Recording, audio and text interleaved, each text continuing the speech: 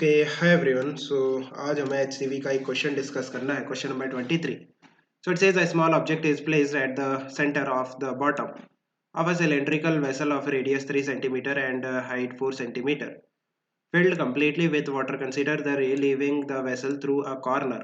Suppose this ray and the ray along the axis of the vessel are used to trace the image. Find the apparent depth of the image and the ratio of real depth to the apparent depth under the assumptions taken. Refractive index of images 1.33. Okay.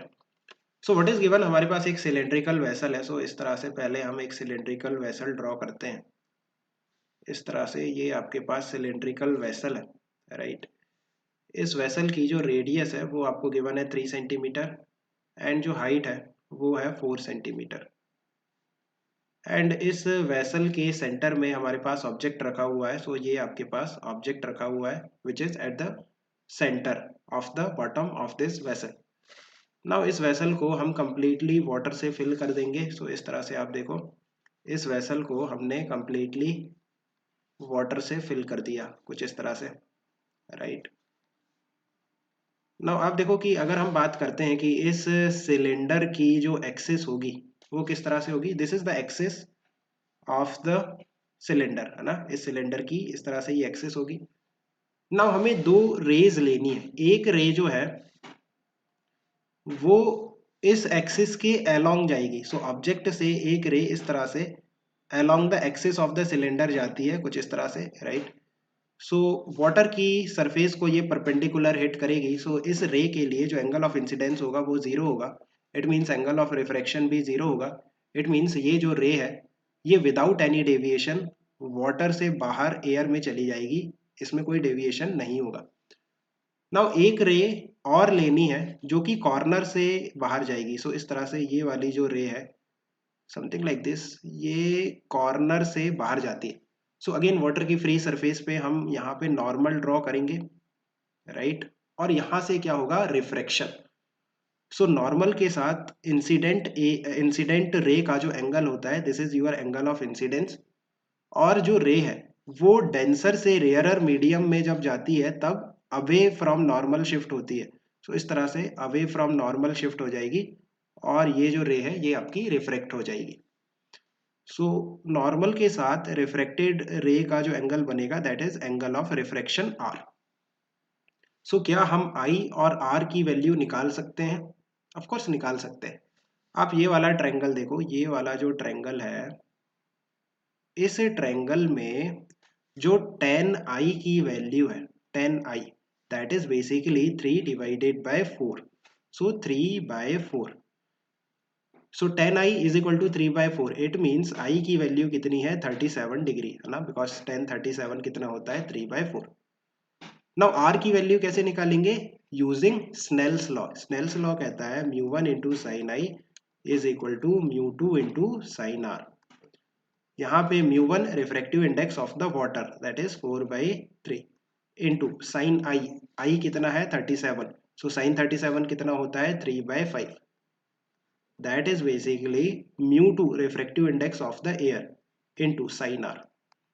सो यहाँ से देखो 3 से 3 cancel, जो sign are की value निकल के आ रही है वो है 4/5। साइन आर 4/5 है, इट मीन्स आर कितना है 53 डिग्री, बिकॉज साइन 53 कितना होता है 4/5। नाउ हमें क्या बताना है कि ये जो दो रेज हैं, एक रे ये है एक्सिस के अलोंग जो गई और एक रे ये है जो कि कॉर्नर से गई। ये जो दो रेज है इनका यूज करके हमें इमेज फॉर्म करनी है।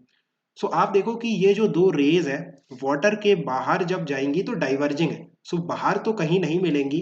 अगर हम इनको पीछे एक्सटेंड करते हैं, आप रे 2 को, ये जो सेकेंड रे है इसको पीछे एक्सटेंड करोगे, सो आप देखो यहाँ पे कहीं पे जाके रे 1 को कट करेगी। सो जहाँ पे ये कट करेगी वहां पे आपके पास काइंड ऑफ एक वर्चुअल इमेज बनेगी, लेट्स से आई, राइट। ये जो वर्चुअल इमेज बनी है इसकी डेप्थ हमें बतानी है। सो काइंड ऑफ ये जो डेप्थ है ना, this depth let's say H dash. So H dash का वैल्यू हमें फाइंड आउट करना है। कैसे करेंगे, आप देखो अगर हम कहते हैं कि ये वाला जो एंगल है ये आर है, राइट। सो यहाँ से इस तरह से यू कैन सी कि ये वाला जो एंगल होगा, ये एंगल भी कितना होगा, this angle will be r. So अगर ये जो एंगल है ये आर है, देन आप देखो इस तरह से ये एंगल भी कितना होगा, आर होगा। अब ये वाला जो ट्रायंगल है, ये वाला जो ट्रायंगल है, इस ट्रायंगल में, इस वाले ट्रायंगल में ये जो साइड है ये तो 3 है, दैट इज द रेडियस, है ना। सो 10 आर की जो वैल्यू निकल के आ रही है, 10 आर की जो वैल्यू निकल के आ रही है वो है 3 divided by H dash, right. So 3 divided by H dash, that is the value of 10 are.